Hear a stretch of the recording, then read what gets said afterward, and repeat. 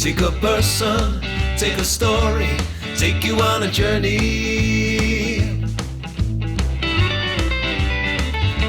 It's your take.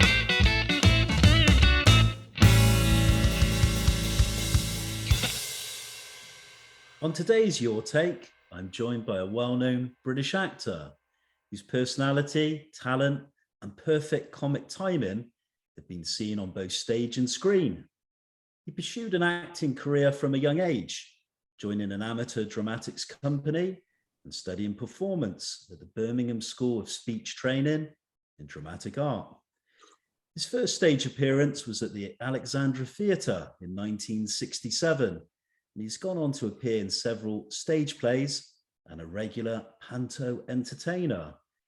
He's also graced our television sets since the mid-1970s. His television credits include Crossroads, Dixon of Dock Green, Are You Being Served?, Dad's Army, Oh Dr. Beeching, and famously playing Spike Dixon in James Twelvetrees in the popular comedy sitcoms Heidi High and You Rang My Lord. Your Take are joined today by actor Jeffrey Holland, who shares with us his life story, his acting career on stage and screen.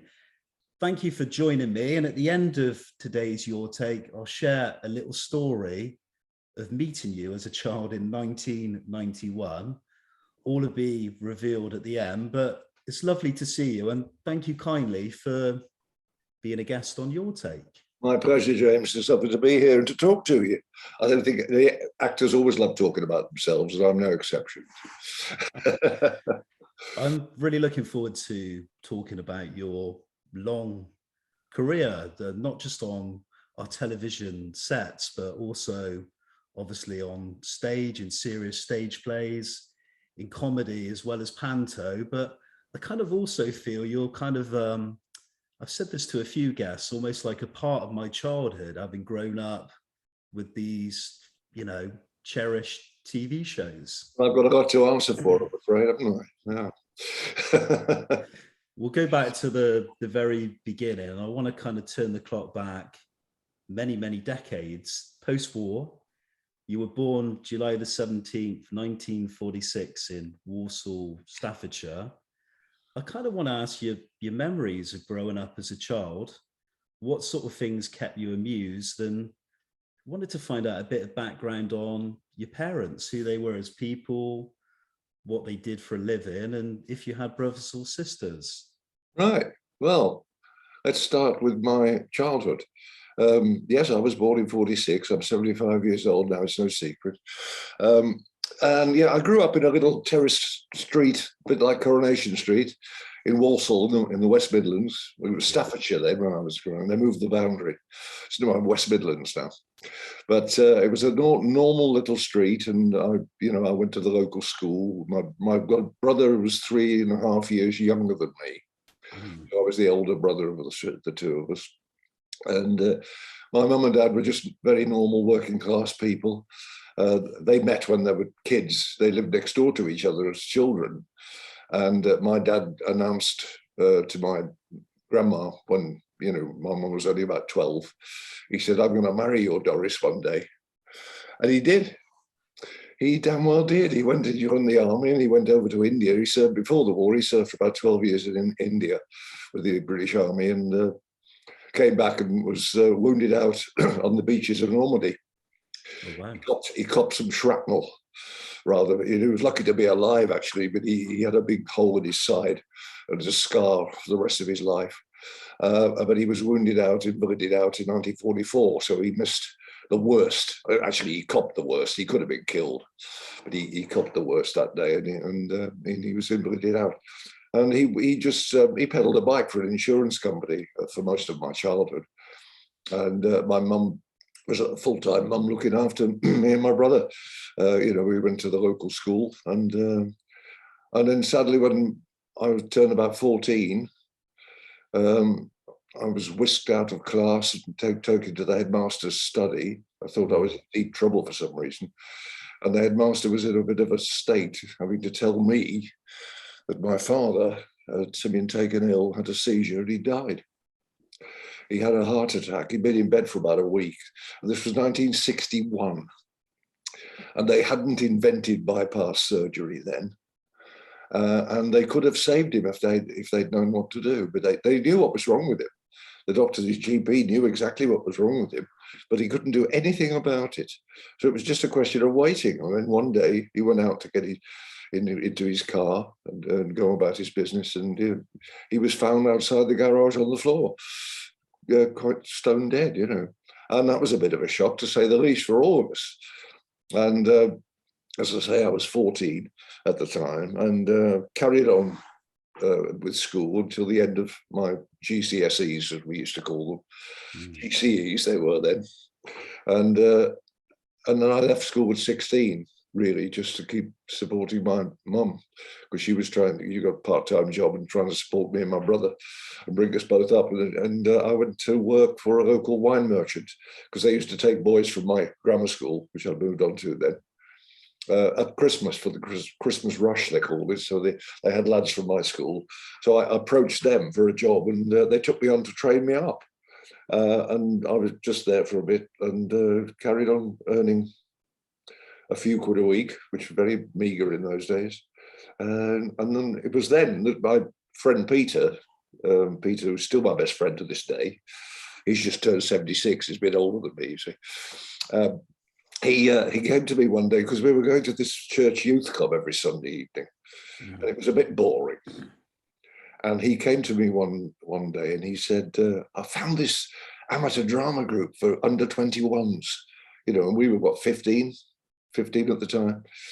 And I said, what do you mean? He said, well, you want to come with me next Friday? You know, it's run by the co-op in Walsall, in the town. And it was an amateur dramatic society, literally run by a young lady for under 21 kids. And I said, what do you mean? What do they do? I said, what's amateur dramatics? What's she talking about? And he said, well, they read plays and do shows. And I said, what do you mean, act? And he said, yeah, well, I mean, it was the last thing on God's earth I thought I would ever do at that point. You know, I was 6 feet tall at 15, so the same as I am now. Covered in spots, Buddy Holly glasses with bottle-end lenses, you know, big teeth, no self-confidence whatsoever, absolutely zero. Sure.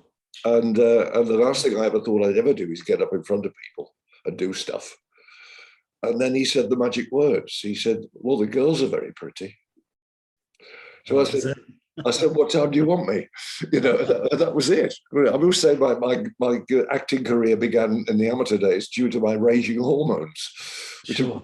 And he was right, some of the girls were very pretty, and I did take some of them out eventually, but that got me hooked into acting. You've given us a real detailed background on your parents, who they were, where you came from, what they did as jobs, particularly your father, with this fascinating insight into serving as during the war years. I kind of wanted to move it back a little bit slightly before we talk about the amateur dramatics and then your love for acting, and then going on to pave this career as an actor. I wanted to talk about your kind of grammar school days, because you were a grammar school boy. You attended Queen's Mary Grammar School. I wanted to just find out, even though you left school at an early age, I wanted to find out if you were a natural academic, which subjects you excelled in, and do you have fond memories of being part of that kind of grammar school system? Yeah, I did enjoy it up to a certain extent. I passed my 11 plus exam, which you did in those days. And I started at Queen Mary's Grammar School in Walsall, and my parents were very proud. I remember they spent a lot of money on my uniform, and I think it came to over 20 quid. And in 1961, no, it was only 57. I'm talking about 57 when I went to grammar school. It was a lot of money, about twice my dad's weekly wage. And I went to this school. I got on quite well up to the end of my second year. I don't know what they call it, year 7 or something now. I don't know what that means. So to me, it was my first year, my second year, my third year. And I went to the 4th year and 5th year, and that was the end of it. But in my second year, it started to get a bit tricky. I was learning Latin. I was learning French. And I got on quite well up to that level where I just couldn't take it in anymore. When the Latin got ridiculously difficult, when the passive tenses started to be taught to us, I just couldn't get my head around them at all. And I did go eventually and take O-level Latin when I was older, and failed it miserably because it was all about Latin textbooks. You had to read Latin. It just got beyond me. French was okay. I passed my French, GCSE they would call it today, and German as well. I took German later, and I passed that.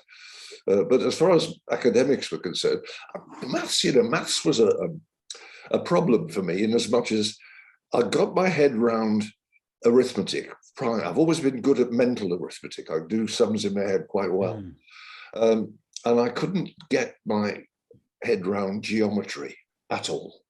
It was theorems, angles, shapes, degrees, and I just couldn't work this out. I loved algebra. I was very good at algebra, and I also loved trigonometry, which you don't hear much about these days, but we were taught it, and I could do a mean quadratic equation in those days, I tell you. It was good stuff. But it was geometry that let me down. I took maths O-level and failed because I couldn't do the geometry. I did everything else, but the geometry let me down. In fact, I did night school after I left school. I went to night school to go and take resit maths. It just didn't work. I took it again and failed it again. And it was just because I thought I was needed if I went into a commercial business, after I left school, got a job. So academically, I wasn't very good at all. But I say I left school after my O-levels. I took and passed 4. I was quite good at art. My brother was even better than me. He became a graphic artist in the end. And he's brilliant with his art. And I passed the art O-level. I passed maths. No, I didn't pass maths. I passed English language, French, German, and art. Those are my 4 GCSE subjects. What you've told me kind of leads beautifully into my next question. Well, my next 2 questions. My first one was going to be, do you think, in hindsight, you said you kind of almost struggled with the educational system. Do you think leaving school at a young age, in hindsight, looking back now in retrospective, was probably a good thing? And I was also going to ask, losing your dad at such a young age, how did that kind of impact your mum, your family, and yourself? And what are kind of your recollections of him, your memories? Well, it's always the big what if, isn't it? And I've always said, if my dad had lived, I doubt very much whether I'd be sitting here talking to you today, because he was quite a strict man. He'd been brought up in a very old-fashioned way. His word was law in the house. And when he'd gone, my mum eventually remarried. I had a stepfather to live with, and that wasn't easy, particularly for my brother. My brother, had more trouble getting on with him than I did. And I eventually went off to college and left the family home. So it was more difficult for my brother. But, my mum was very worried when I suggested I might go to drama school and train to become an actor. She just blew a lid completely. She lost it completely. And she said, well, it's a ridiculous, precarious profession. You want to get a proper job and earn a proper wage. That wonderful phrase, proper job. What's a proper job? But, I understood her trepidation and fear of it all. And eventually, as I say, she did remarry about 3 or 4 years later. So when she'd remarried, the flame was still burning in my heart about becoming an actor, because it was the only thing, having done amateur dramatics now for a few years, and got my self-confidence, which I always lacked. The funny thing was, if I can go back to the first Amdram meeting when we went to this co-op group, sat round reading a play, and I was reading this script, and it was a thing called 1066 and All That, which was an old-fashioned piece, and it's a popular favourite with amateur groups because there's so many in the cast, so many characters in the play that all the members of the group get a part, that's why they like to do it. So we were no exception, and we were sitting around reading this, and I suddenly heard laughter. I'd said something, and they laughed. And I thought, something went ping in me. Something just went ping. And I carried on reading, and I heard some more laughter. And something deep down inside me said, I want some more of this. I like this. And it did my self-confidence no end of good. And it got me down the road I should have, I really, really realized I should be going down.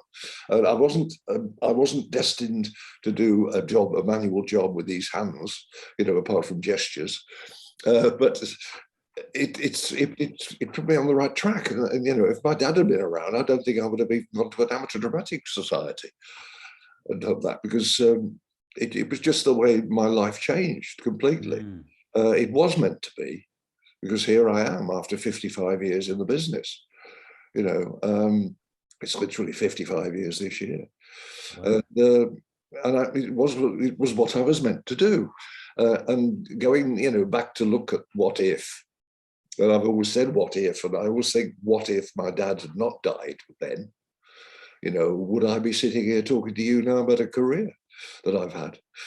I doubt it very much. But that's just the way life goes sometimes. It took me down a road I didn't even know was there. Can we talk about the sort of very beginnings, foundations of the career, and your kind of formal training? Because you were at Birmingham School of Speech, training in dramatic art. Mouthful, isn't it? Though, yeah. It's called the Birmingham School of Acting now. Okay. What did you learn about the craft of acting and performance from your time there? And can you kind of describe what the environment was like at the time and some of the people you kind of met there and performed alongside? Well, it was run by a lady called Pamela Chapman, who was known affectionately behind her back as Chappie. And we are still the Chappies to this very day. I'm still in a WhatsApp group with about 6 members of my year from those days, and we chat most every day on a WhatsApp group. And it was an old big old manor house in Edgbaston in Birmingham, and it was right opposite the BBC, which was there in Birmingham at the time. But it was a wonderful old Edwardian mansion house. And it was full of atmosphere and wonderful wooden floors and gilded ceilings. And it was a grand old building. And it was lovely to be there. There's a fabulous garden out the back. We used to go out there in break time. But I met some lovely people. As I said, I'm still in touch with a good half dozen of them on a WhatsApp group. And I loved it. I had 3 very happy years there. You see, nobody can teach you to act. I think it's innate, within you. You can be taught technique, and that's what they did. They got some wonderful teachers there who'd been actors but weren't very successful, so they turned to teaching. And there was a wonderful actor there who taught me how to move on the stage. It was a bit old-fashioned then. I'm talking 1965 when I went there. There was still a lot of repertory about, and when I finished my 3 years there, I was very lucky to get straight into rep at Belgrade in Coventry. But the 3 years I spent there, made those lovely friends. In fact, I met one girl and I got engaged to her, but it was too soon, and I was too young, and she had the good sense to break it off. And we both had a career since. If we'd got married and settled down, I don't suppose it would have gone the right way again, for different reasons. But she was very wise, and she broke it off. She said goodbye, and so we're still friends. And that was just one of those things. But then, as I say, I did 3 years there, played some wonderful parts in shows, and learned my craft as much as I could. But there's no replacement for experience. Mm. And when I went into rep, that's when I learned my trade, really. From 1965, mid-1960s, we move on to around about 1967. And I believe your first stage appearance was at the Alexandra Theatre. Yes. In a play called No Fear or Favour, a play by Henry Cecil Leon. What can you remember about the play and the character you played? And can you tell us how this kind of led on to other stage work, and what the scene was kind of like during your early career, as we look back at kind of the late 1960s? Well, in the 1960s, you see, there was a lot of repertory about, which you sometimes have to explain what repertory is to people. And it was a theatre that used to put a play on usually every week. It was weekly rep. I was lucky enough when I got into rep to get 3 weekly reps. So we had 3 weeks to rehearse and put on a play and play the one we were playing in the evening as well, because it was a very busy time. But I got the theatre, the Alexandra, was doing this courtroom drama by Henry Cecil, as you say, No Fear or Favour. And they rang the college and said, we need 3 lads, we need 3 boys to play jury. It was a courtroom drama, so we needed a couple of jurors. And there was a part of the judge's clerk, which I ended up playing. You know, I was only I was only 18, but I had to put white in my hair and tram lines in my eyes and makeup to look old, you know. And I played the judge's clerk, but also I was dresser backstage to a man called Walter Fitzgerald, who played the judge in the courtroom. So I had to help him get into his robes every night. And this was quite, quite intimidating in a way, because he was also a grand old actor of the old school. I couldn't call him Walter. I had to call him Mr. Fitzgerald.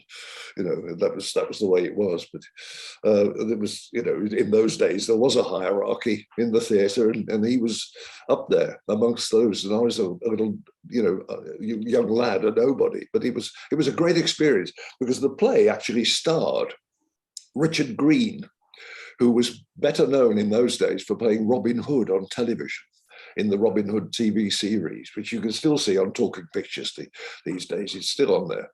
But it's an old black and white mid-50s Robin Hood adventures.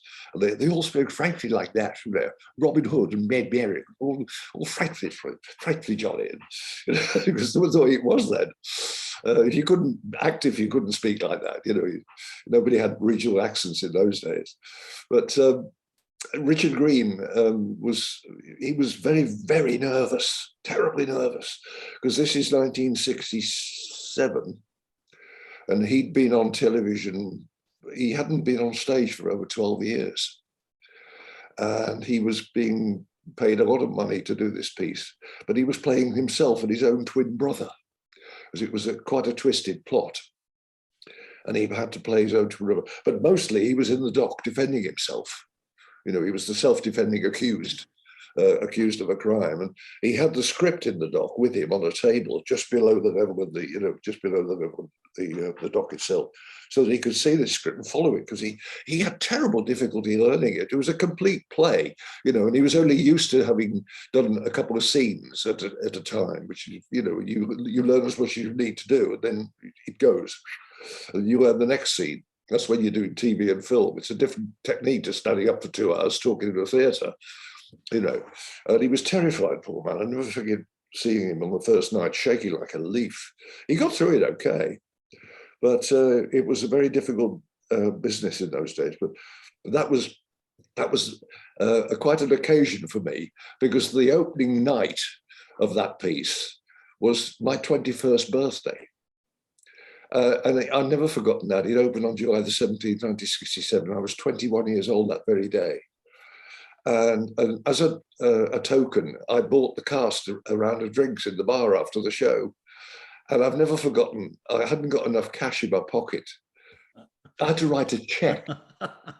And it was, when I say it was 17 and drums, which is the equivalent of about 78 pence today. But I bought the entire cast a round of drinks, less than £1 in 1967. I mean, that's how life has changed. Yes. Yeah, amazing. And I had to write a check for it because I hadn't got enough cash in my pocket. And, you know, I was only a student, for goodness sake. You know, but I had to buy them a drink. It was my birthday. I've never forgotten that. Oh, that's incredible. Funny story. I love that. Yeah. What was it like making the transition from stage? I know we're kind of jumping a little bit to television. And how do you kind of look back at your early TV career in the 1970s? And are there any standout moments from the many television shows you've appeared in? And if we kind of name them off. There's so many, from Crossroads, Dixon of Dock Green, Are You Being Served? Yeah. In Half Hot Mum, and of course, Yeah. Dad's Army. Yeah. Well, I was very lucky, I must admit. I got a good start in my career. Crossroads and Dixon of Dock Green. Dixon was my very first speaking part on television. I played a very small part of an insurance salesman who was married to the girl who was the main leading character in the storyline of that episode. Jack Warner, who played Dixon, he was over 80 then. He was still a serving police officer, but he was over 80. He was struggling a bit with his arthritis. So they instead of having him in a uniform marching around the station, they put him behind the desk. They made him the desk sergeant, so he could sit behind a desk comfortably and then do most of what he did, from a sitting position. So he was such a lovely man as well. He was a real old English gent. And we were sitting in the green room one day chatting, and this was the kind of old-fashioned chap he was. And the lady who played my wife in it at the time, she walked into the green room to join us for a break. And as soon as she walked through the door, he stood up. Because that's what gentlemen did. They used to stand up when a lady entered the room. You watch Downton Abbey now, they're doing it all the time. It's wonderful. I mean, it's a very old-fashioned concept to us now these days, because, social manners have changed so much. But we all stood up. When he stood up, we stood up with him, because we didn't want to be left sitting down, And she was so embarrassed, this girl. She said, "Oh, please, do sit down, do sit down." He said, "Well, my dear, there's proper etiquette and all that." But he used to wear a rose in his buttonhole. He wore a three-piece suit in rehearsal. He wore a rose in his buttonhole. But he was a sweetheart. He really was. My wife Judy did a Dixon of Dock Green way back then as well, and she has the same feelings about him that I did. Such a gentleman. Oh wow!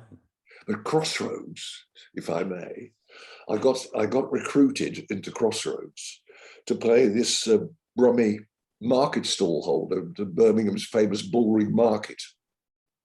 Because two of the characters, who were a couple in the show, had this stall, and I was the partner, and I did the selling I had to bawl my wares out. I won't say the other one.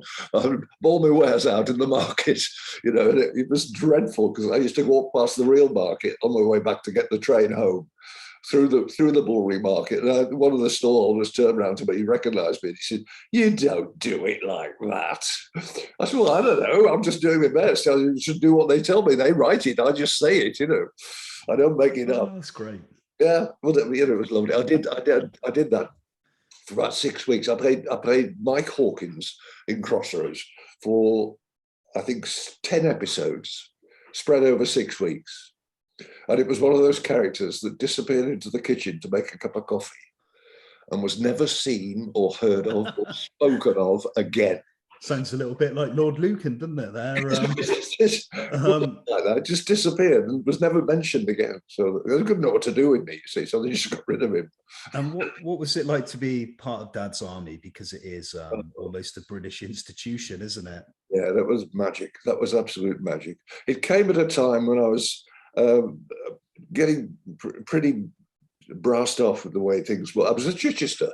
I was doing the Chichester Festival in 1975, and I was doing the first two plays, Cyrano de Bergerac and An Enemy of the People, were the two plays that I was doing. And I had nothing, there was nothing for me in the third and fourth play of the season. And it was just the way it was. I did the first two and I had to leave and go. And the other two actors, I was sharing a house with two other actors down there temporarily, and they were staying on to do the whole season. And I was really in a bit of a deep, dark cloud of gloom about that. I got really depressed about it. And then I got the phone call from my then agent to go up to town to audition. And it was the man who I'd worked for in rep at Coventry for nearly 5 years, who was staging this piece. But Jimmy Perry and David Croft were responsible basically for directing it. and I had to go and meet them. Roger Redfern, who knew me well, he knew I could be very useful in their show, playing lots of little parts and dressing up as lots of little different characters and stuff, which I've been doing in rep for years. He called me up and I had to go and meet them. And because I was in this foul, stinking mood about having to leave Chichester, it was a wonderful summer of 75. It was a glorious one. And then 76 got really hot after that, but 75 was nice. And I didn't want to go. And I went up to London, shirt sleeves, nothing prepared. I've got no song to do. I've got nothing ready to do an audition for. I just thought, well, I'll busk it. Sod it, I'll busk it. I just didn't want to know. And when I arrived, I was given a script to look at, over the first act, just to browse through while I was waiting to be called in. And I looked through this script and I found a song. I found a parody of a wartime song called Yes, We Have No Bananas, which was quite funny in those days. And I knew the song, of course, I've grown up with it. And this was a parody sung by Private Walker, the Spiv. And he hadn't got any bananas, but he got everything else down the middle, inside his coat. He's got, black market watches, Nicoria sticky, which you couldn't get, or, nylon stockings. He got all the stuff that was in the black market. And it was quite a funny piece. And I thought to myself, well, if they want me to sing, I'll sing that. So I went in, I didn't know what to expect. I was still in the foul mood. And I met them, and, you put your smile on and you do your best. And I had to read a couple of scenes with the company manager who was reading with me. And I had to read a scene as Frank Pike, Pikey, and with Uncle Arthur. And this company manager read Uncle Arthur Wilson. And he was so bad, he made me look brilliant. He wasn't an actor, it wasn't his fault. He wasn't an actor. So I was reading, Frank Pike. Oh, that's brilliant. Uncle Arthur, all that. And made them laugh. And then Jimmy and David started laughing. I thought, well, this is good. I was getting into it now. And then I had to read another character, which was a sort of dotty German mad inventor, which was kind of a piece that slipped into the side. Bill Pertwee doubled up as a German general, and I was his sidekick. And we had these silly conversations with a silly German accent. So I got into that, and I made them laugh again doing that. And then they said, now, what about a song? And I said, I found this in the script. Do you mind if I do it with the book in my hand? Because normally you're supposed to do without. So they said, no, go ahead. So the pianist was there, and we picked a key. And we went ahead and I sang this song for them as Walker. Yes, we have no bananas. And I got through it, and I did all that. And they were rolling about laughing. And I'd gone over the edge now. My confidence had brimmed. And I said, and I was rather cheeky, he said, you enjoyed that, didn't you? And they said, yes, we did. And I said, well, you wrote it. They said, yes, we wrote it, but we wrote it down in longhand. We gave it to the typist who typed it up, put it in a drawer. We haven't seen it since or ever heard it. See, I gave them the first performance of it. See, and they loved it. And the rest is history. I got the job. I got the job in the Dad's Army stage show. And I was there in the ensemble, in the chorus, which was all the reserved occupations of wartime Britain were the boys and girls of the ensemble were dressed as. There was a Latin girl, there was a Bevin boy, a miner, there was a fireman, there was a police. I was the fireman. There was a policeman, there was a nurse, there was a bus conductress, there was, I said Latin girl, nurse, and various other reserved occupations, people that weren't called up because their jobs were vital to the war effort. And I was also asked to understudy Pike and Walker. Now, I'd done the Walker bit at the audition, and I understudied Walker. I actually went on as Pike once for a Wednesday matinee because Ian Lavender was unavailable. I know why he was unavailable, but he was just incapacitated. And I was, warned I'm going to have to play Pike for the matinee performance, so I did. And I went on with a scarf, big scarf, the hat with the little points. I did all the lines in exactly the right order, and I was very proud. I got it all right, but I didn't get a single laugh from the audience that afternoon. Yeah. Because they were deeply unforgiving. I was not Ian Lavender. And they didn't know who this oik was, in the scarf. That's not Ian Lavender. They just sat there like that. What's this about? It was awful. The only laughs I did get were from the boys and girls in the ensemble behind me who were sticking up their sleeves because I wasn't getting laughs. That was really ironic. But after that, we're fine. But, we did that 6 months at the Shaftesbury Theatre, which was wonderful for me. And then I got a phone call. We were going to tour it in the spring of 76. We're going to take it on tour for about 3 or 4 months around, about 6 months really, around all the major theatres in the UK. With most of the telecom. John Laurie didn't do it. Fraser, we had a different Fraser because John Laurie's, he didn't want to leave his wife because they were very old then. And I got a phone call from Jimmy Perry just before rehearsals were going to start, a couple of weeks.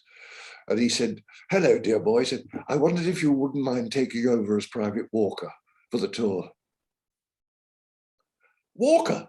Me? He said, the thing was, John Barden, who played it, John played Jim Bradding more recently in EastEnders, who married Dot.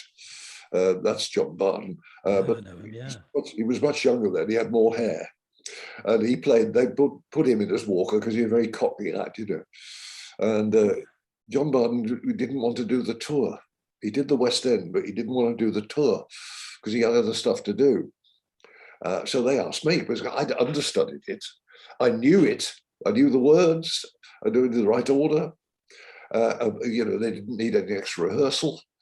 They were saving a salary. So I went in and I played Private Walker.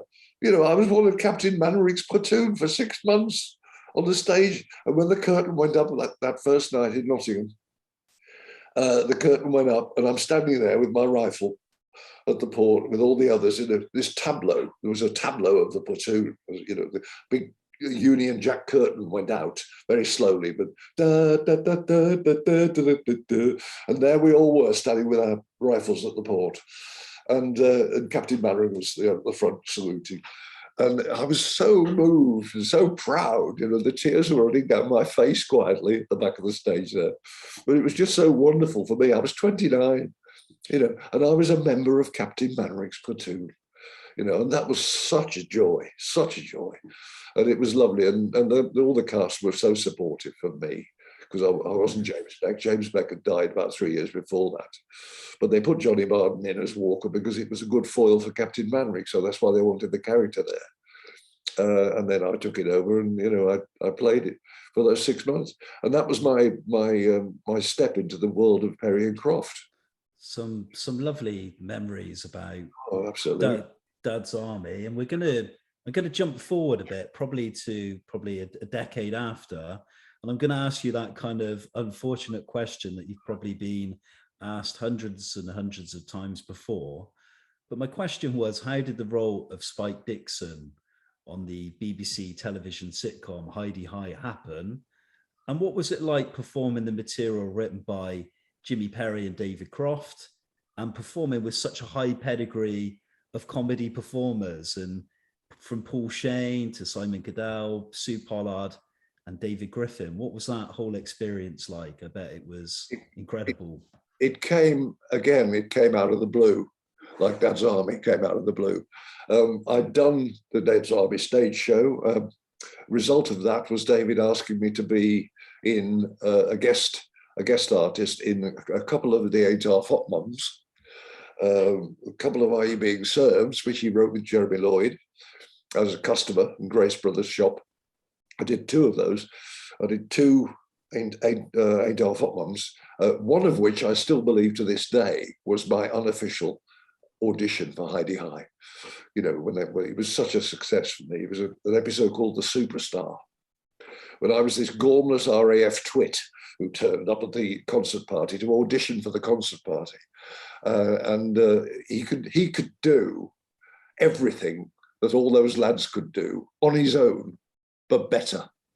It was a wonderful little piece because I had a lot of help from my friends. I had to play the jazz trumpet, which I was miming to Kenny Baker, the jazz trumpeter. I was singing opera, but I was miming to an opera singer. I played classical piano, but my hands was a classical pianist's hands, not mine. And I had to do a vent act as well, singing show business. And I pre-recorded that. And I had to finish with a little tap dance flurry, which was recorded by the choreographer, but actually Ian Lavender's wife, Mickey Lavender. She choreographed that for me, and she recorded the taps as well for us. So that little audition, that little moment of glory for me was a fabulous moment in the studio because the audience loved it. Look it up if you want. It's called The Superstar. It's Adolf Hoffmann, and it's just such fun. But that was, I think, my unofficial audition because it was such a success. And then I did an episode of Dad's Army, which actually just got out on Gold again. They're going out on Gold now. And I just played an army truck driver, literally leaned out of an army lorry cab and shouted at Clive Dunn. I nearly ran him over. I couldn't stop the lorry in time. You look at it, I get so close to him at the front. I nearly ran Clive Dunn over, but I didn't, fortunately. And that was all my. I was part of the Perry and Croft rep company by then. And so when Heidi High came up, I didn't know anything about it. And this was in the May of '79. I got a phone call from Jimmy Perry. I said, "Hello, dear boy, we're doing this new series set in a holiday camp in the 1950s." Because David and Jimmy, they always wrote about what they knew about. They both, Jimmy ran a concert party in Doolally in the jungle. And that's why he wrote the show. David worked out in Burma, and he was in the army during the war. He'd been out in Burma, although they'd never met, so they knew about all that stuff. Jeremy Lloyd was instrumental in writing about the eye being served because he'd worked at Simpsons and Piccadilly, so that was where that all came from. Jimmy was the boy, the 15-year-old in the Home Guard in Watford, where he lived. And before he was called up, he was in the Home Guard, so that's where Dad's Army came from. And then we moved to the holiday camps, where David Croft actually produced variety shows in the theatres in the 50s, which they still did in those days. And Jimmy actually was my character. So he was the sort of Spike Dixon of his time. Sure. Because when he was training at RADA, during his drama school days, he used to go and spend the summer holidays as a redcoat at Butlins, Pathelli, I think it was. And he was a comic, a young comic. Jimmy had all the bottle in the world. Oh, amazing nerve, that man. Incredible. He'd get up and do anything for anybody on stage. And that's why he wrote Spike. And when he called me, he said, "We'd like you to play the young comedian. His name is Spike Dixon." And I said, "Oh, yes. That sounds like fun." And he said, "Yes, we cast you if you were happy to do it." I nearly bit his arm off. It was fine. This was going to be a brand new comedy series, and I was going to be part of the cast. Having just guested for other stuff, and I thought, well, this is going to be brilliant. And I wasn't wrong, as it turns out. And I had to be called in to help them find a Ted Bovis, because they were having great difficulty finding Ted Bovis. They had various people in mind, one of which was Harry Seacombe, which I would have loved to have worked with Harry, but it wasn't to be. Various other actors and people that they knew had called in, but weren't really of that, the right ilk. And then one night, Jimmy was watching Coronation Street at home, and he saw Paul Shane. And Paul Shane was playing Alf Roberts' boss in this particular episode. And he was making a cup of tea when the commercial break came round, and he rang David. He said, "David, are you watching Coronation Street?" He said, "Well, no, I'm not at the moment." He said, "Well, put it on now, because it's the commercial break. Put it on for the second half. I think we found our Ted Bovis." "Oh," says David, "right." So he did. And there he was, Paul Shane, in a little pork pie hat and an overcoat, doing his Paul Shane, And they said, "That's it." They called him in. They called him in. The rest is history. Yeah, As they say. absolutely. Yeah. You know, they called him down to London. They asked me to come in to read with him, to read a couple of scenes. So I did. I went in and I waited in the green room while they were chatting with him in the rehearsal room. And then when it was ready, time to go in, they called me in, and I walked through the doors. Paul was standing in the middle of this huge room, in the middle of the floor, looking quite lost. So I went over to him with a big smile, put my hand out. I said, "Hello, Paul, my name's Jeff. I'm just over to meet you." And he shook my hand. He was so nice. He shook my hand. And then he looked at me in a sort of sideways way. And he said, "Have we met before? Have we worked together before?" And I said, "No, no." Because I'd have remembered if we had. And it was just something that I felt it too. And something just went ping, click between us, you know, and there was that instant chemistry there because we were such different people, different characters, really, as human beings. And just something just worked. And he saw it and I felt it. And I think, you know, it was just that chemistry we had together. And I think that showed in all the work we did over the years, you know, how good we were together. Were you that wonderful magic moment when we first met. were you surprised by the popularity of Heidi High? Because the program went on to win Best Comedy Series at the BAFTAs in 1984. Oh, yeah. And you look back 30 years on in retrospect, how do you look back at the program? And I presume you're very proud of the work, but also the affection for it with the British public. It always crops up on these countdowns as one of the best comedy sitcoms ever written and ever performed on TV. That's right. Yeah, you're absolutely right. And I am very proud of it. And I will say, people say to me sometimes, you know, Heidi High will make you get sick of people saying that to you, don't you? And I say, actually, I don't. I do not get sick of it. I'm very proud of it. And it makes me heart warm because people only say it because of love and affection, because they love the show so much, you know, and it was no surprise to me. I was very happy to see it become such a success so quickly. I'll tell you a little story because I was walking down the street in Watford, near where I lived at the time, and the show had just started going out at the beginning of 1980. And it was 3 weeks in, literally 3 weeks, 3 episodes had gone out. And I was walking down the street with my wife, and we were shopping, literally just. And I've always worn glasses. And in those days, I had big ones I used to call my John Majors, you know, my John Major style glasses. And it was like kind of a disguise, really, because, you know, I don't think it mattered. But suddenly I heard somebody shout, "Heidi High!" across the street from behind me. And I panicked. I thought, my God, somebody's recognized me. Oh dear. And this had never happened to me. I had no cause for it to happen to me. But it happened. It was the first time it had ever happened. And I didn't know how to handle it. I thought, what do I do? You know, so I looked round. I was going to wave and smile. And looked round, and this young lad across the street, really a teenager. He wasn't looking at me. He was shouting Heidi High to his mate who was further down the road across the street. You know, and that's how quickly the show had taken off. And it got into the nation's vernacular straight away. Heidi High, yeah. And I thought, wow, blimey, that's something, isn't it? That is something. We move now from the 80s decade to kind of, I think, the late 1980s, early 1990s. And I have to say, from my point of view, this for me is my favorite television sitcom you appeared in. It was part of my childhood. And I used to watch this, I think it was every Sunday night around about 7 o'clock on BBC with my family. And I loved it. You rang, my lord, because you were reunited with much of the a lot of the dance art people, a lot of the same writers, Jimmy Perry and David Croft again. I wanted to ask what it was like playing footman James Twelvetrees, and what was your opinion on the programme and the critical reaction it got at the time of the broadcast? Well, it's quite of a mixed reaction, really, because it was, like you say, it was my favourite too. It was my favourite of all the shows I did for David and Jimmy.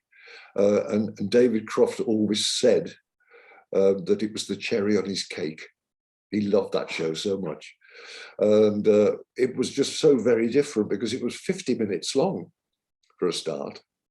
You know, it was quite an accomplishment to write all that comedy material, because within the comedy of the stuff, it was quite, you know, quite a serious topic. It was, you know, set in the post, what do you call it, depression years. And my part for me was within the comedy structure of the piece, it was virtually a straight role. Because, you know, he was always the butt of the jokes, and, you know, he was the biggest snob in the house. He knew his place and he expected everyone to know theirs. And of course they didn't. And Paul's character of Alf Stokes, the butler, was a real scoundrel, you know, a real crook. And Sue played his daughter as Ivy the maid. And that was wonderful. We had a great relationship together in that show. And of course, we had the wonderful Bill Pertwee as local copper. Yeah. Frank Williams, who played the vicar in Dad's Army, as the vicar. Because he was having an affair with one of the cooks, wasn't he? Is that right? Bill Pertwee married the cook. He married the cook, Mrs. Lipton, in one of the final episodes. Yeah, he did. Mrs. Lipton became Mrs. Wilson. Yeah, and and as I say, for me, it was fantastic, a role, but to work in that set. You know, it'd take 2 weeks to do an episode. We used to pre-record a lot of scenes that were behind the scenery. And then we'd come and have a studio audience in for the scenes that were in front of them. Because we had the kitchen scene, we had the hall that went with it, we had the dining room, and we had the study.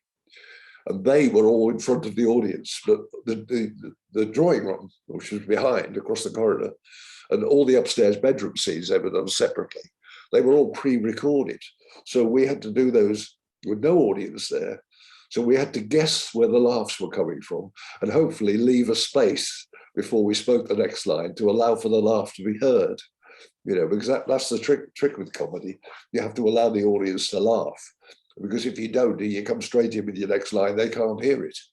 They don't hear it, and you lose the flow, you lose the continuity. That was the tricky bit, but we managed it. We got the hang of it. But it was a wonderful piece to do, and I'm very, very proud of it. It was my favourite ever. On the same subject as You Rang, My Lord, I'm aware that it was hugely popular in Hungary and in Eastern Europe, and I wanted to ask about your recollections of attending an event in Budapest where you were kind of greeted by all these adoring fans of the program. Have you seen the footage?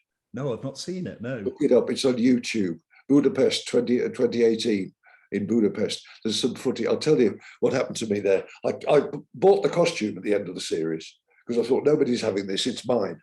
So I bought it. I took it all home.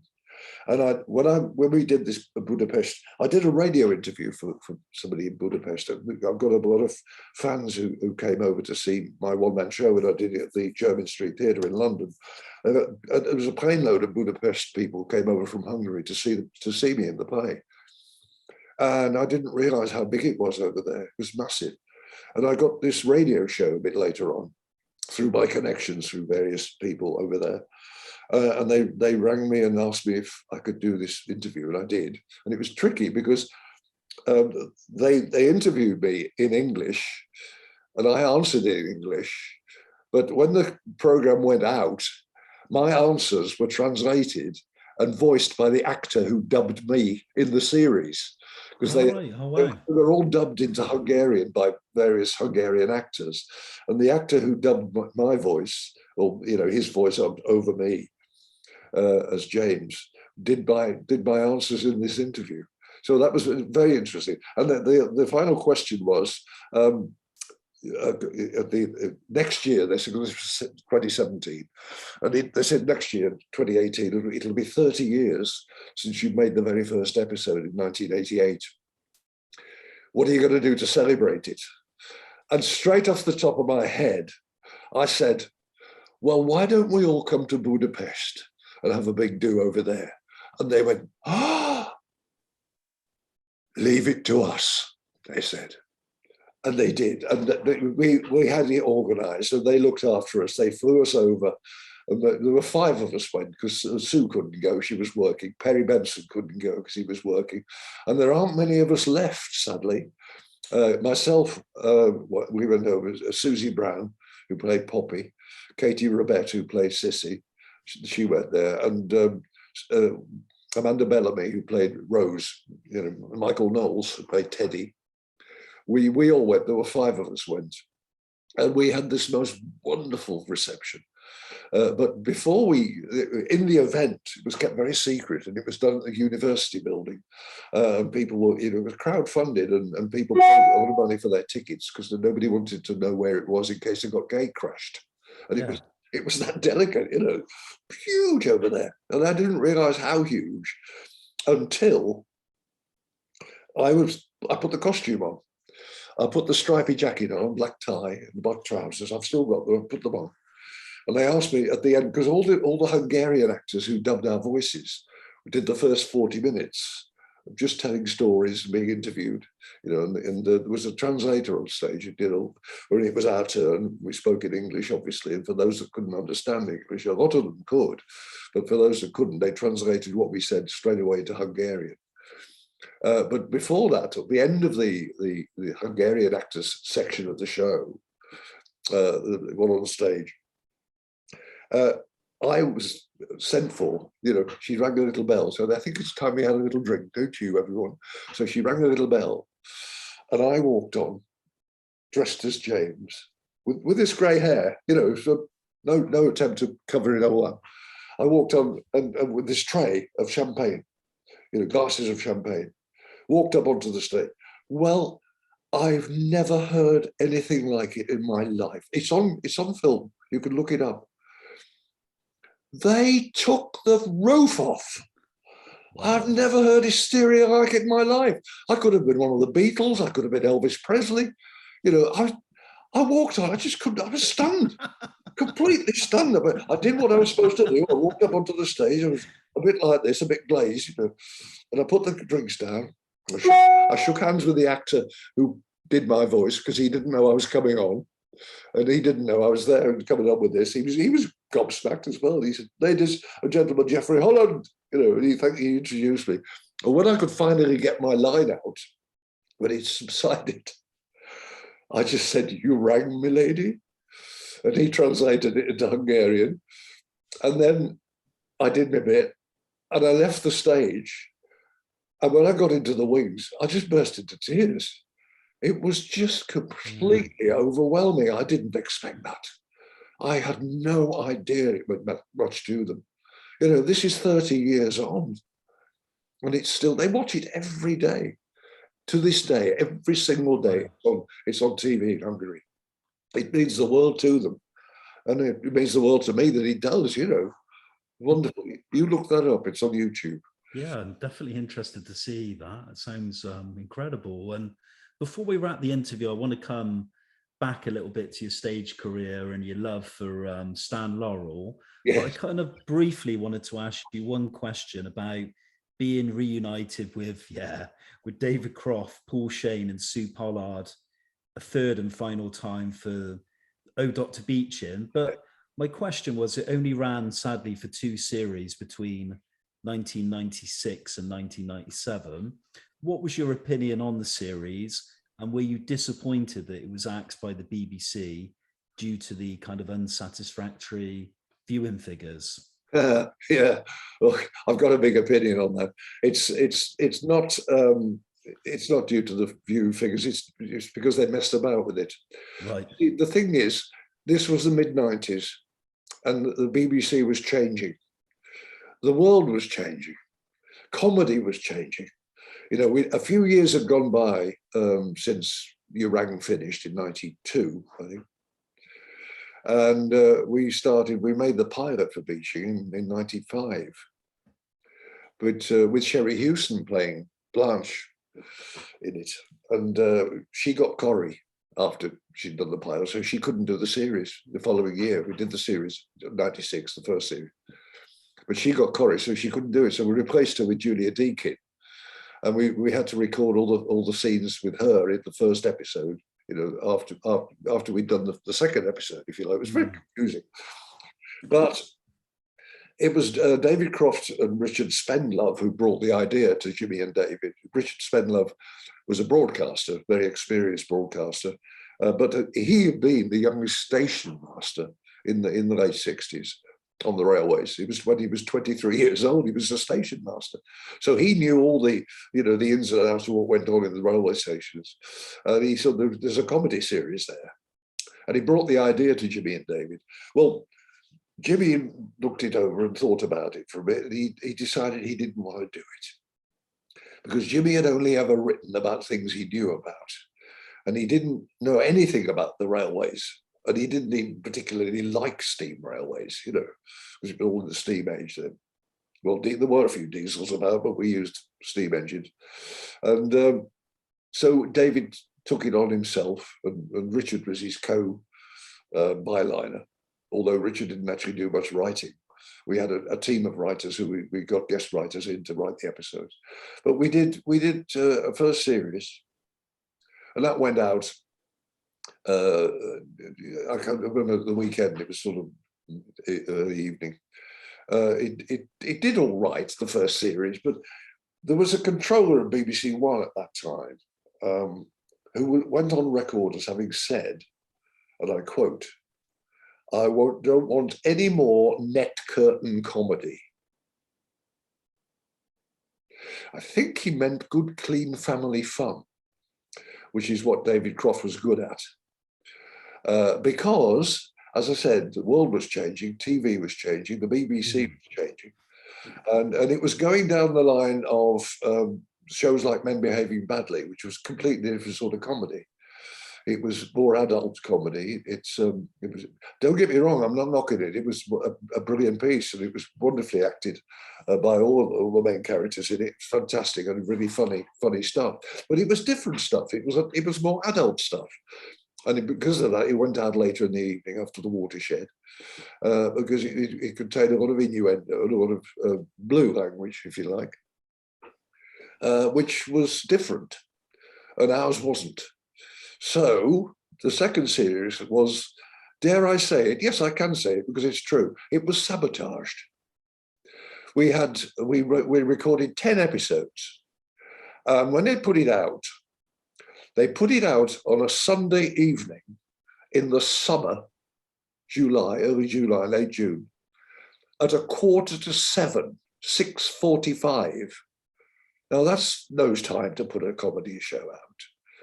And then after 5 shows, because people were going, what's weird time? The figures were good. After 5 shows, they took it off and replaced it with a sports, like an athletics contest. I can't remember which one it was. It was like the Commonwealth Games or something like that, which was on. So they took our show off and put that on for 2 weeks. And then when they put the third, they came back 3 weeks later and put the final 5 episodes on, people had forgotten it was on. And then it was 6:45 in the middle of the summer and nobody was home. Everybody was out having picnics, and the figures were appalling. And they did it deliberately because they wanted an excuse to axe it. And that's what happened. They put it out and it did very badly at the box office, dare I say. And they said, well, that's it. They're not recommissioning it. And it went. And we were very disappointed because, it was a good piece. I think it was a good piece. I was proud of it. And it was very funny. And Sue Pollard particularly came into her own in that. She was wonderful. Very, very funny indeed. And it went. And I was deeply disappointed, and that was kind of the end of my television sitcom career, if you like. But the things change, things move on. You get on with it. I've got all now. Before we finish the interview, I wanted to ask you: can you share with us your love and admiration of the British comedy icon Stan Laurel, and can you just talk about the challenges of playing him for your short one-man play? And this is my friend, Mr. Laurel. Yeah, I had the idea to do a one-man show about Stan because I've always admired him and I knew a lot about them both. As I've always been a big Laurel and Hardy fan ever since I was a small boy. I used to see them at the Saturday morning picture shows, and yeah, I thought it was a great idea. In the 1970s, when I was a young actor just starting out, BBC Two started to show Laurel and Hardy about 6 o'clock in the evening on BBC Two as an alternative to the news on BBC One. And then my love for them was sort of rekindled at that time. And I hadn't got a video recorder then, but I used to tape record all the episodes as they went out so I could listen back to them. But I knew about Stan's life story, and I knew it was a fascinating tale to tell because there's so much about him. All you see is that daft little man on the screen, making mistakes, being gormless. But, he was the brains behind the entire act. He came in the morning, he worked with the writers on all the storylines, the gags, the structure of the piece. He filmed this with Oliver Hardy, who went off to play golf when he'd finished his day's work. He did work wonderfully well. And then in the evening, Stan would go in with the editors into the editing suite and put it all together and put it together as the way he wanted it done. And they let him do that because they knew he knew what he was doing. And all the directors who directed the films were credited with directing it. But they let Stan get on with it because he made their life easier and they knew Stan was right anyway. And I wanted to tell that story. But when I got the idea back in the 70s, I was far too young. You can't tell a life story until you've had a life, and whatever that, was something I wanted to do very much. And I knew it would all fall into place when it was right. And Judy, my wife, bless her, she used to go on to me. She said, "What are you going to do this Stan Laurel show?" I'd written an outline, but I haven't got a script. I'm not a playwright, And I said, "Listen, it'll happen when it's meant to happen." And we went to a charity do, completely apropos, nothing at all, to support a friend of ours who was in the show and directing the show, making money for a good cause. And in the interval, we bumped into an actress that we knew who had been there for the same reason we were. And like you always say to, our peers, we always say, "What you up to?" Hoping that we're all working, And she said, "Oh, I'm doing this one marvelous one. It's a one-woman play, she's on her own." And she said that it's about this incredibly evil German Jewess. She was betrayed tens of thousands of her own people to the Nazis during the war. It's a true story. In order to survive, you've got to have been there, I suppose, to understand what that must have been like. But she said, the writing is amazing. It's written by this woman called Gail Lowe, who's written various different plays for one person and two people. She's a particular specialist. And she said, the writing is amazing. She said, "Why don't you come and see it?" I said, "Well, I'm looking for a writer to help me put this one-man show together about Stan Laurel and his life." She said, "Well, come and see it. I'll introduce you." So we did. We went to see this play, and she was absolutely right. The writing was amazing, brilliant stuff. So I was introduced to Gail after the show in the bar over a glass of wine. And she said, "Oh, you're the man who wants to do the one-man show about Stan Laurel, are you?" And I said, "Oh, she told you, did she?" She said, "Yes." She said, "Yes. When do we start?" And that was very encouraging. So she knew nothing about Laurel and Hardy. She knew who they were, obviously, and she knew the films, but she didn't know anything about their background. So I gave her all the research that she needed. I gave her a pile of books and all about them, and some DVDs, videos of their movies. And she did her own research, and I gave her completely free rein to set the play where and when she felt it was best to tell the story. She chose, rather wisely, Oliver Hardy's sickbed, because at the end of his life, he had a massive stroke, and he was felled. He couldn't speak, he couldn't move, and he was lying in bed for several months before he did eventually pass away. And Stan used to go and visit him as often as he could. He used to break his heart to see him in such a state, And this is what she did. She wrote this play, and all you got on stage is a little bed frame made out of white plastic tubing, which just says bed, and a little white chair, and me with a hat and a suit and a bow tie. And he comes to visit Oliver Hardy and just talks, because he can't talk back. He couldn't speak. So it's just a way of telling the story by reminiscing about telling the story about his life, and, the women in their lives, of whom there were many, I have to say, on both counts. Strangely enough, Stan had actually went through 7 weddings to 4 different women. There's a line in the play which is very funny. He says, I married some of them twice just to make sure I wasn't wrong the first time. Which is marvelous. And the films they made, the money they lost. Stan lost a fortune in the Wall Street crash in 29, and all the things, all the facts. And people say, I didn't know that about him. I didn't know that about him. I said, well, of course you didn't. The people don't know that. And many people know he had a baby boy, a baby son. He got a daughter who's, she was 87 years old, died a couple of years ago. He had a little boy born in 1930, who he named Stan Jr., because fathers always called their sons after themselves in those days. He called him Stan, and the little lad died at 9 days old. He was 9 days, and he didn't survive. And he broke his heart, obviously, but not many people know about that. So that's another part of the play. There's lots of fun in it, and at various points in the show, the lights change from the wash of the full stage, and the spotlight comes on me, and I put the hat on, and I do a little bits of dialogue from both characters. So you get a little bit of Laurel and Hardy from me, from little snips of the films that people will recognise, fans. So that's the fun part of it. But there's a lot of poignancy in it as well, and sadness, and part of it's all part of the story.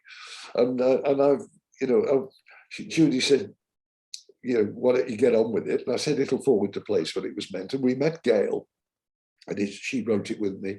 She put it together, and we worked on it. We collaborated together. She wrote the bulk of the text. I put all the comedy in, and various little bit anecdotes that I wanted to be in there. Stuff that I thought was relevant.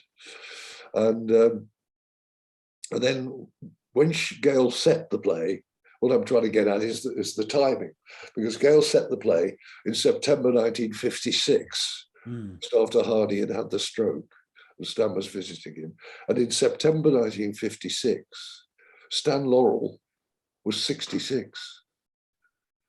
And in 2013, when we put it on its feet for the first time in front of an audience, Jeffrey Holland was 66. Oh, wow. So I said to her, how's that for timing? I told you. Perfect timing. I was going to ask a couple of final questions before we come on to the quick fire questions that we ask every Your Take guest to just wrap up the interview. Yeah. I think it's fair to say we could have been literally here today for hours talking about all the things you've done, and we've kind of missed. Told you might sadly, we've missed some of them as well, from pantomime, and you can see obviously the flyers framed and the posters in the background. But you've done so much. Stage we've spoken about briefly, television we've spoken about, you've done some films, you've done radio. If you had to choose a favorite medium or genre that you've worked across, what would you choose? And when you look back at your acting career, is there anything you wish you'd explored more?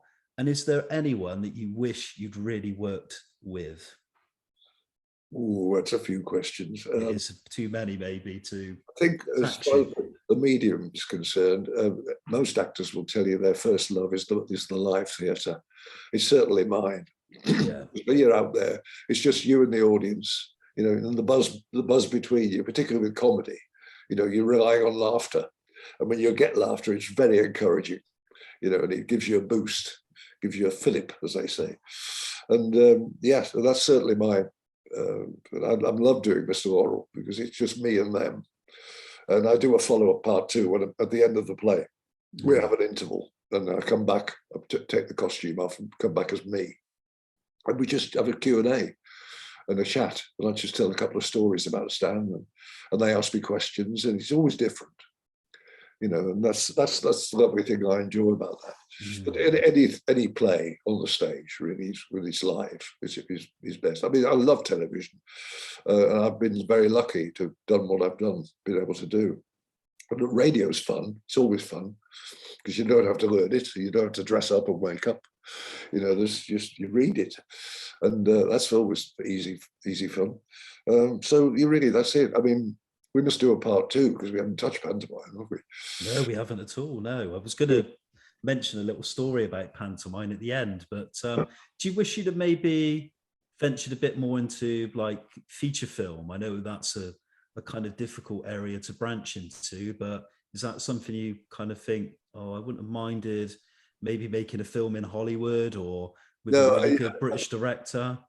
I'd love to have been involved. I've done very little film work, very little, in fact, counted on one hand. But it's something I would like to have had a crack at, yes. But it never came my way, so I can't complain. I've been very lucky with what I've been able to do. But that wasn't something it was on my, in my agenda. I don't think film work. It's no, I'm working the other side of the medium, theatre, but no, never mind. I'm not upset about that. It's just, as I say, I've been lucky with what I've been able to do. And I think the third question there was: is there anyone, writers, directors, or fellow actors that you wish you really had worked for? Maybe back at the sort of peak in the 70s or even today? I'd love to have got to know Galton and Simpson better, because they were the 60s and into the 70s. Jimmy and David were the 70s into the 80s, early 90s. But that was, I met them a couple of times and they knew me, they knew who I was, which was lovely, very gratifying. And but somebody I'd love to have worked with and never did. I met him twice at a party, I think. That was Ronnie Barker. I so admired that man because he had the same kind of upbringing I did in rep. He was able to do character work in rep, which is where he learned how to do all those wonderful voices and characters that he did with Ronnie Corbett, the two Ronnies, all those wonderful sketches and characters that they did. I'd love to have worked with him, but I never did. I met him a couple of times over a few glasses of red at BBC parties, but wow, never worked with him. I'd love to have done. At the beginning of the interview, you mentioned you're in your mid-70s now, and I kind of wanted to ask if you got any new projects in the work, and what does the future hold? Do you have any intentions to retire, or do you just want to keep going on? No, I don't want to retire. Retire is a dirty word to actors, because you'll go on working as long as they want you. Sure. And the business will decide it doesn't want you anymore, and then you can just sit back and say, well, I suppose I'm sort of semi-retired. I mean, with lockdown for the last 2 years, it's been like being semi-retired. I've just done Mr. Laurel at the beginning of October, another one. But before that, I did one in April 2020, or was it March, I think? But it was just before the first lockdown happened. And then, of course, everything went under lock and key and nobody went out, including me.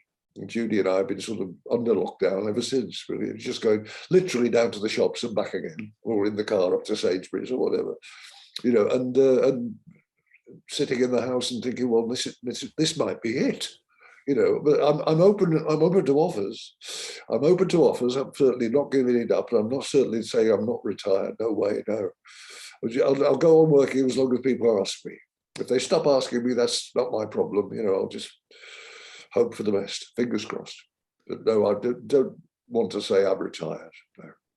Jeffrey Holland, we come to that part of the Your Take interview. We've asked every single guest these same questions. Okay. They're just quick fire questions. You don't need to think about them. They're just kind of quick fire ones. Right. Always interested to hear the answers on these. We've had some interesting ones. A psychological test, this, isn't it? Yeah, some interesting emotions over the course of the last 12 months. Okay, so here they are. Number one, what is your favorite pastime? Watching Laurel and Hardy. A good one. We move on to cinema. I know you love cinema. What is your favorite film and why? Oh, I've got a lot of favorite films. I love all the Marvel films, the Marvel, the Avengers. I love all those. I'm just fascinating. I've always been a comic book fan. Since I was a kid, I used to read Superman, and he was my hero, my childhood hero. And I've never lost that. I'm still a little boy inside. I love the superhero stuff. I love all the Marvel films. Anyone in particular? Captain Marvel with the Brie Larson, you know, she's easy on the eye. And that's a particularly good one, I think, as Marvel movies go. Move from Marvel, move from cinema. Who would you say is your favorite novelist? Oh, I've got an American author called Terry Brooks, who I was introduced to at the beginning of lockdown. And I've read all his books twice since lockdown started. He writes fantasy, you know, it's medieval fantasy. He's invented a world, rather like Tolkien invented a world. And it's absolutely captivating. And I've read all his books twice. Oh, wow. And looking forward to the next one because he's still writing. Terry Brooks. If you could have chosen a different profession, what would it have been? I think I might have been interested in staying along with the wine trade, you know, because when I told you I left school and went into the wine trade to trade up for the Christmas rush. I got captivated by it. There was a lot to learn about wine and different grapes and where they come from in the world. I enjoy drinking it now, but when I was a young lad, of course I didn't. But it was interesting. It's a very interesting business, and I'd love to have learned more about it. Maybe I'd have gone into the wine trade. I bet it is interesting, yeah. And who would you say in your life has been your greatest inspiration? On me? Yeah, I thought you were choosing yourself then. So. No. Well, I mean, Stan Laurel, really, creatively, you know, from that point of view. Very inspiring, yeah. Do you read a newspaper, and if so, which one? I read the Telegraph, mainly because I like the crossword. The cryptic crossword is my daily must. Gets my brain up, wakes my brain up. So I love the cryptic crossword. What would you say is your favorite food? Chicken, in any form.